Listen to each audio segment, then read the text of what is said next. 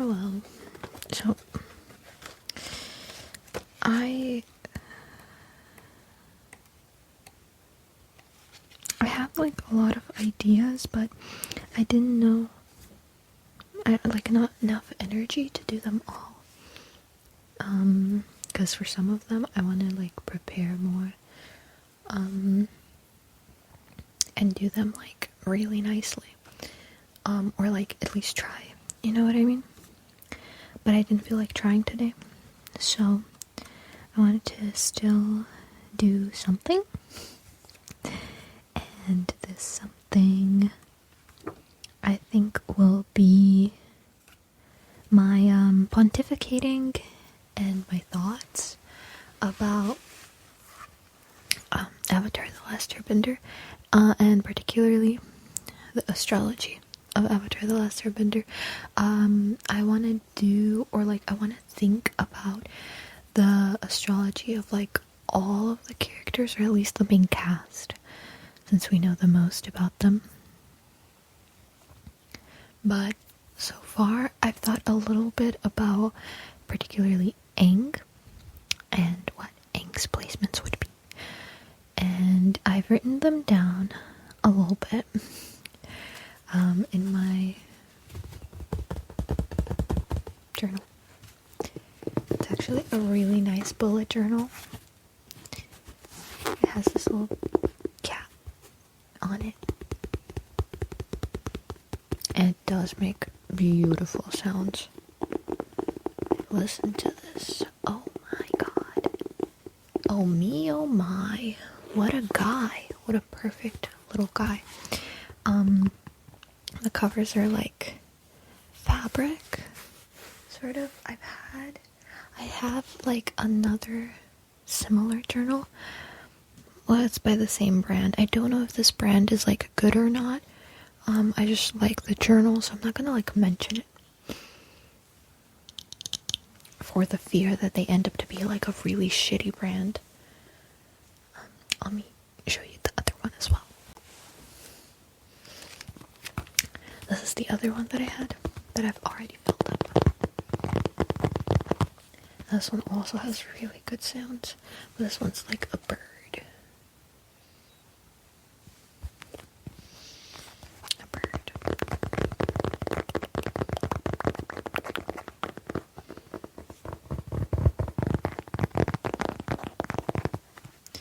Really solid, filled up.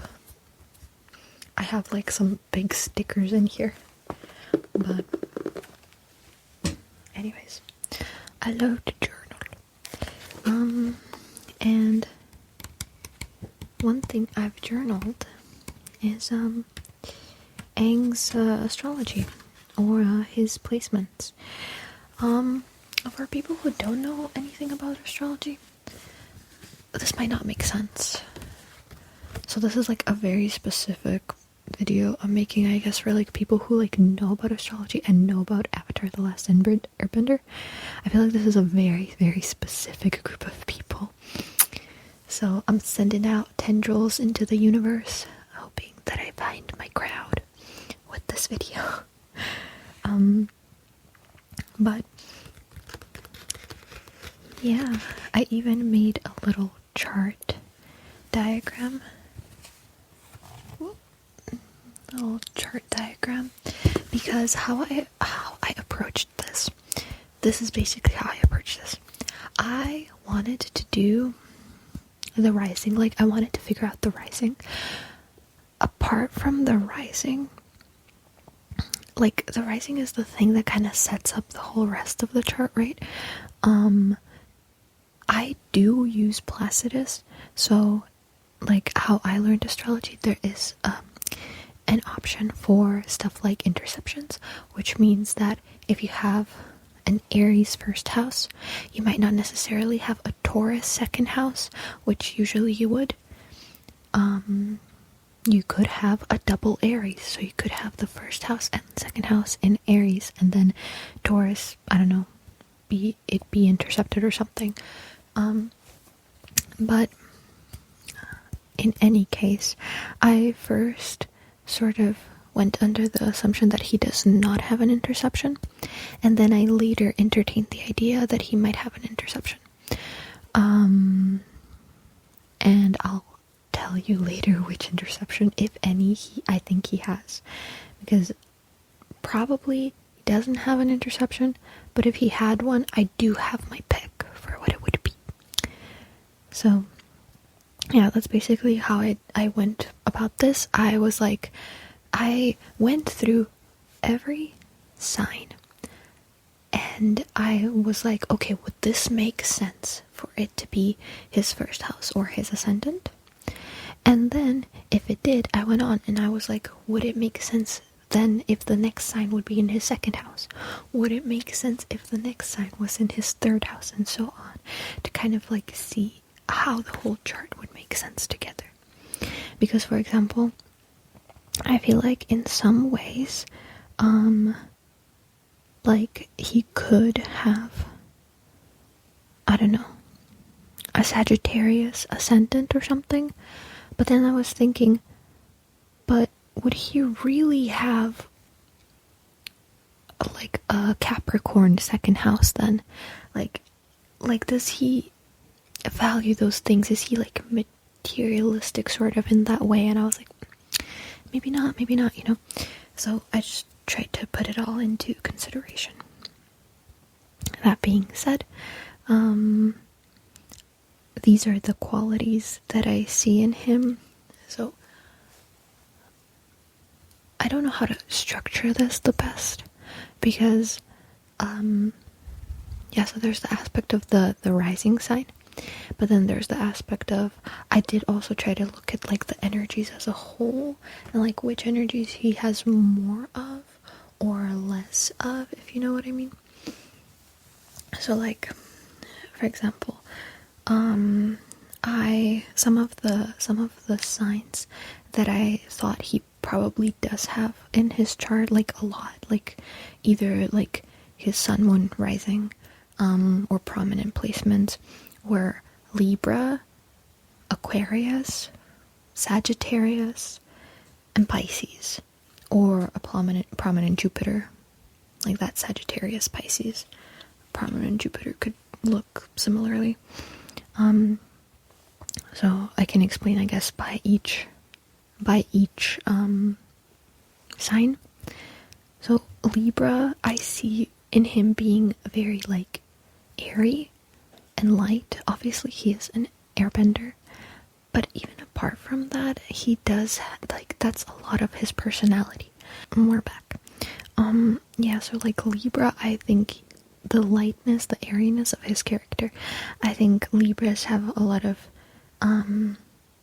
like, it's a thinking sign, it's an air sign, it's a thinking sign, it's a relational sign. And I think that fits him in many ways. I think he is, in many ways, a peacemaker between people. I think, conflict avoidant, that, like, shows up, like, that quality shows up in a lot of Libras, because he likes harmony, like, and strives towards harmony, or harmony as, like, an ideal, and balance, like, within himself and within, like, his external world. I mean, to be fair, he is the avatar, bridge between worlds, and a peacemaker, and a, you know, trying to find balance within the world, and, like, set the world straight again, in a way, like, trying to bring balance back. So I think that's a lot of, like, Libra qualities, and that just makes sense for him. Now, which placement Libra would be, I'll get to in a bit. I'm just trying to outline the, like, energies right now. So, the second one I thought was Aquarius. Friendliness, being weird, out of the box. He knows tradition. I'm gonna bring up the, like, Saturn rulership of Aquarius as well. Like, he knows the rules and then breaks them, right? Like, he doesn't just, like, break the rules. He has a deep value for tradition as well, which could be the Saturn ruled Aquarius, you know what I mean? Like, he values cultural tradition in the sense of preserving. What comes to mind is like that episode at the one of the wind temples. I don't know which wind temple, but the new people are have moved in, right? And then they've industrialized, and now they're tearing down the walls, and they're tearing down the statues and the history that's left behind, and that like really pisses him off. Because he does have a sense for preserving, culture, and I think that's sort of like still preserving culture, but then like moving on into the future and like finding a new path. He never was gonna follow a traditional Avatar path. He's different, right? He's a little bit out of the box and like finds a new way. That feels very Aquarian to me. Plus, Aquarians just are like, has this humanitarian aspect, in service of the people of the world. The next energy, I feel that is present with him is the Sagittarian energy that I already mentioned. He's a free spirit. He is flighty again because Sagittarius wants to experience the world and like learn things within the world, and that search of truth or for knowledge, I feel like is Sagittarian, and I feel like that would be present in his chart, or at least a little bit in some way. And then Pisces, I feel like Pisces, ruled by Jupiter traditionally, carry some of the similarities with Sagittarius as well, in that sense that they're ruled by Jupiter. But it carries this a component of compassion and idealism. He's like very idealistic and compassionate, and like Yang Cheng describes him as a gentle spirit, which is just true. At the end of the day, he values life and existence in a way that none of the previous avatars do. He has like a deep value for being compassionate. He cannot kill the Fire Lord. He doesn't feel like that would be the right thing to do, and there's complex reasons for that, right? Even outside of his own moral compass, and that killing a person would be wrong, even though he's killed many people. Cue the compilation of him killing people, but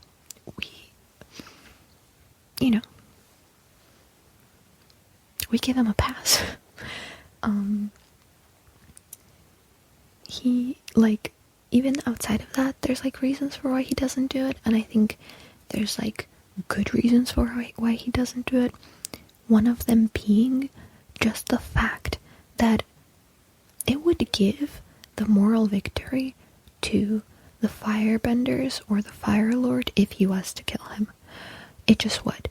And it wouldn't feel good, because in Yan Cheng's, the other airbender that he talked to in the line of avatars, in her time, she could afford to sacrifice her moral values and do the duty of the avatar. But why? Because she did not have this dilemma of her culture dying out with her. The airbender ideals and culture would live on even if she died, even if she sacrificed her own morals, of not killing, for example. They're like vegetarians or whatever. I don't know if all airbenders are vegetarians, but Aang is. I don't know. But yeah, the world would go on and the airbenders would live on, and she could do that. Aang is the last airbender. With him, if he sacrifices the ideals of the airbenders, the culture kind of dies out with him, in a sense. There's a discussion here to be had, though, as well, because, in Korra, there's more airbenders, and the ideals sort of could live on, though I haven't gotten to that part in Korra yet. I haven't managed to finish, every season of Korra yet, but besides the point. Anyways, all that to say, yes, I think there is a Pisces component, at least with how he values, what he values in other people, what he values within himself in the world. I think Pisces is present. I think he is a Aquarius rising. I think he comes off at a first glance, Aquarius being not Aquarius, the first house and the ascendant being the placement of how you see the world, how you perceive it, and how it sees you back. The glasses you put on, some say it's the mask. It's more than the mask. It definitely can be a mask. Anyways, I think he is a Aquarius rising. I think, yeah, because the ascendant is the person you are, how you perceive things. That's a lot about you. That's a lot about your identity, the mindset, the priorities, how you come into the world. I think it makes sense for it to be Aquarius. So Aquarius brings with it innovation. It brings with it daring to be different. I think that's a lot of his whole thing. I think people see him this way as well. I think he allows others to be the same. Him being a little out of the box, different, even rebellious, I think allows other people to do the same and to find the rebellion within them as well.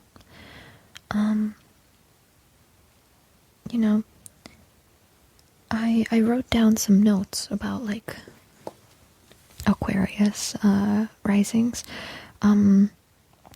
Aquarius rising people can be preoccupied with being their own thing. So I thought that if all other avatars had to learn bending one way, he had to learn it his own way.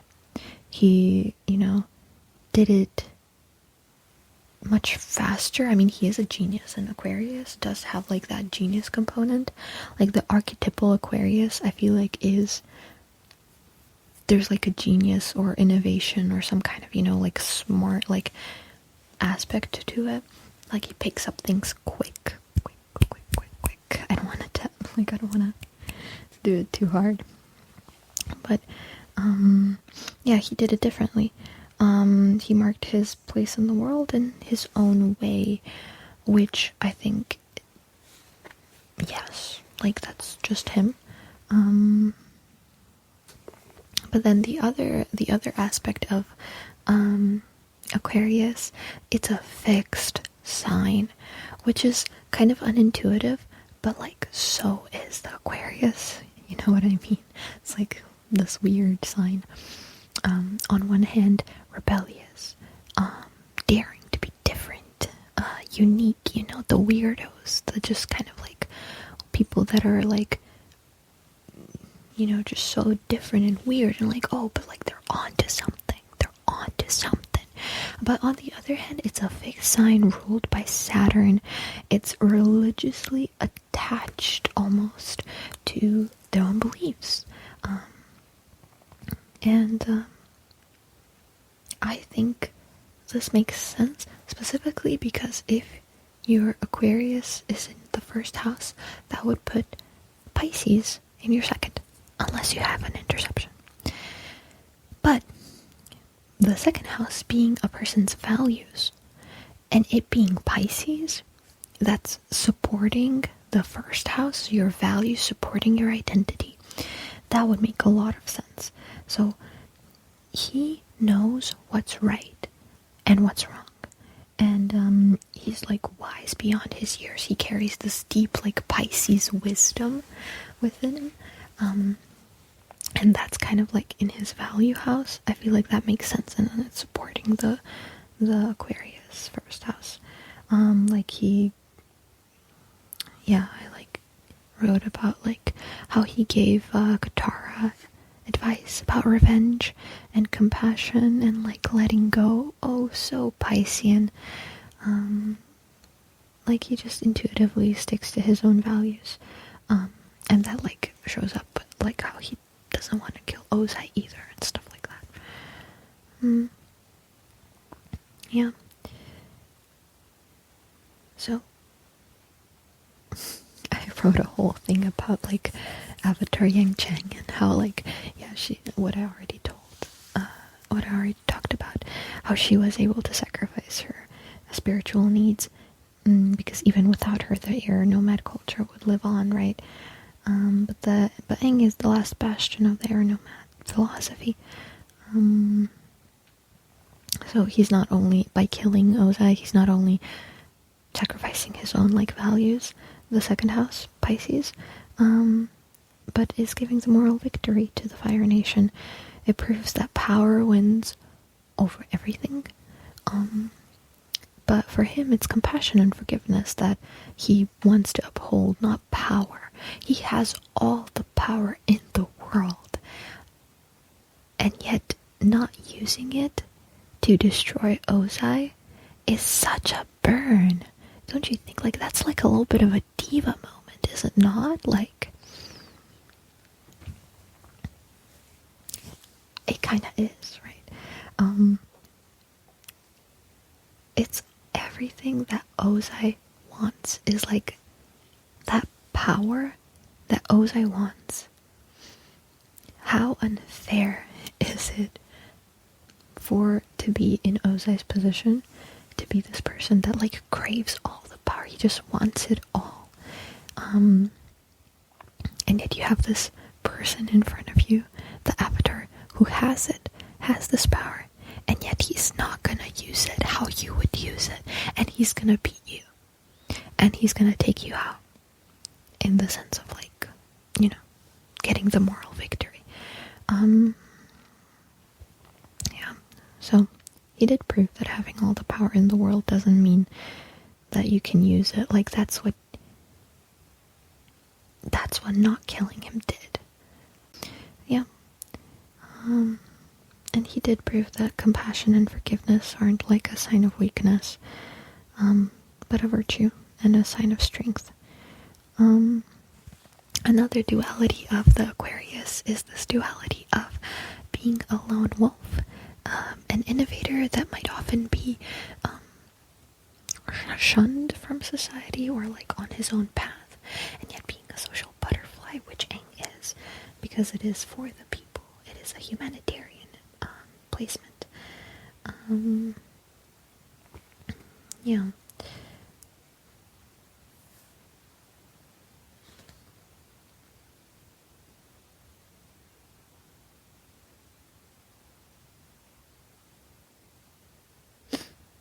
Yeah.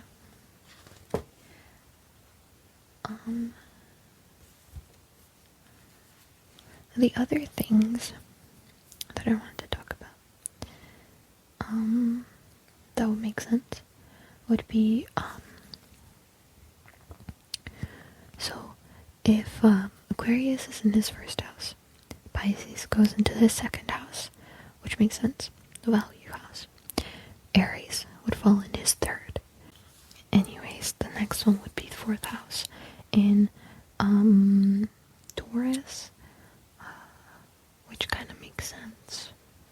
And then fifth house in Gemini, and then sixth house in Cancer. Here's my proposition. I think sixth house in Cancer totally fine and makes sense, and like the combination of the opposite, like Capricorn being in his 12th house, I think, sure, that makes sense. I think this could be his interception. If he had an interception, I feel like it could be Cancer Capricorn in the 6th and 12th house. Why? Cancer Capricorn, mother, father.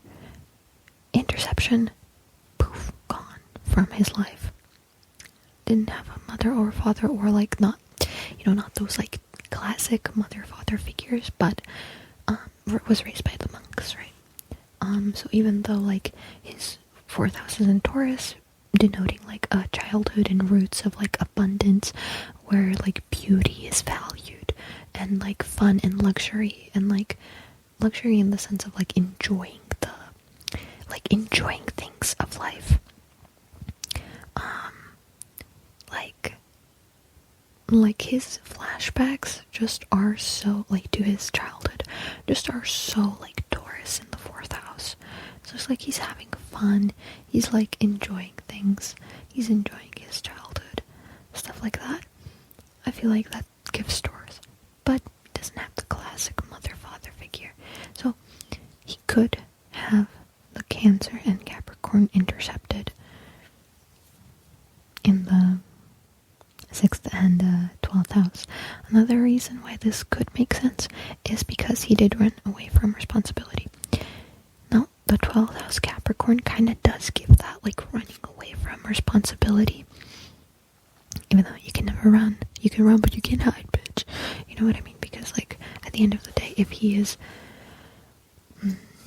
Aquarius is still Saturn ruled, so even if, like, the Capricorn is intercepted or in the 12th house, hidden away, maybe hidden in an iceberg, even though that's, like, hidden away, like, he still had to rise to the occasion and, like, fulfill his destiny and, be responsible for what we named him responsible for. Anyways, yeah. I think,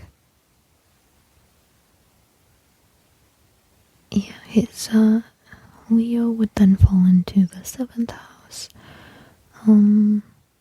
which is the one thing that I don't know that it makes that much sense, because he does sometimes give, like, a lot of that creative, like, magical child energy, but, like, he could have a moon in there or something, and that would kind of make sense, like a Leo moon in the 7th house would maybe make sense for him. I don't know. That's the one thing that kind of doesn't align that well, like the Leo in the 7th house, but maybe it does, like, maybe in some roundabout way, like, he's, because the 7th house usually is something that's, like, kind of in your shadow. You don't notice it within yourself much, but then, like, other people bring it out of you. And then over time you can integrate it into your, like, personality, and then, like, come to really resonate with the 7th house as well, as you get to know yourself, as you introspect more. But some people are, like, more acquainted with their 7th house, and the placements, like if you have a sun in the 7th or a moon in the 7th, maybe. But yeah, I'm not quite sure that would be true. But next would be Virgo in his 8th house, which makes sense. This Virgo, diligence, discipline, like, not discipline in the sense, but, like, not discipline in the sense of the Capricorn discipline, but discipline in the sense of, like, everyday kind of things, like routines, everyday routines, that being in the 8th house, which is kind of like what's taboo and what's behind bars, kind of like a prison, like a mind prison, that, like, kind of makes sense by the fact that, like, he travels all the time, and doesn't have, like, a routine sort of thing. And even that would make more sense with an intercepted 6th house, because if Cancer's in there, like, I don't know if he's, like, quite a Cancer 6th house, but if it was intercepted and then the 6th house fell into Gemini, that would make more sense. Maybe. ninth house. This is where I think his sun is. I think he is a ninth house Libra sun. Because that carries with it the Sagittarius component of the ninth house. The ninth house being about travel, long distance travel. What do they do? Travel. They just go explore the world, learn new things, see new sights. So I think that makes sense for him to be like a ninth house sun and then a Libra sun. So like having that like airy harmony, obsessed, sassy part the Libras has, and the Libra conflict avoidance kind of gives ang. So. And then Scorpio would be his 10th house, which kind of makes sense because of like how powerful he's perceived to be. I mean, he is the avatar, so the most powerful thing in the world, kind of. And like Scorpio just is a lot of like raw power, I feel like. Ruled by Mars, and then traditionally, and then Pluto. So yeah, somebody that transforms the world. Scorpio has that transformative quality. Yeah. Maybe in some ways it doesn't make sense because it is like a darker position, but like I feel like being the avatar would be like scary to people, like to most people. Like I know he's like so friendly and like, oh, what a nice guy, but then sometimes you look at him and you're like, fuck, that kid's got so much power. Like if he was a little psychopath, that would be fucking insane. That would be so scary. Anyways, Sagittarian 9th house, 11th house. Yeah, Sagittarian 11th house would make sense. In the sense that his networks are gained by the pursuit of truth. Well, that's the Sagittarian quality, like pursuing the truth or like learning or travel. Like that's how he meets people. Like he travels and then meets people and like connects with people.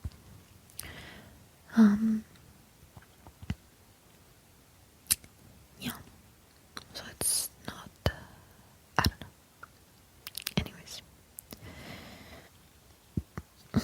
And then the 12th house I already kind of talked about. It being Capricorn would kind of make sense. Anyways, so yeah. I think he's a Libra sun, Aquarius rising. Maybe Leo moon. But,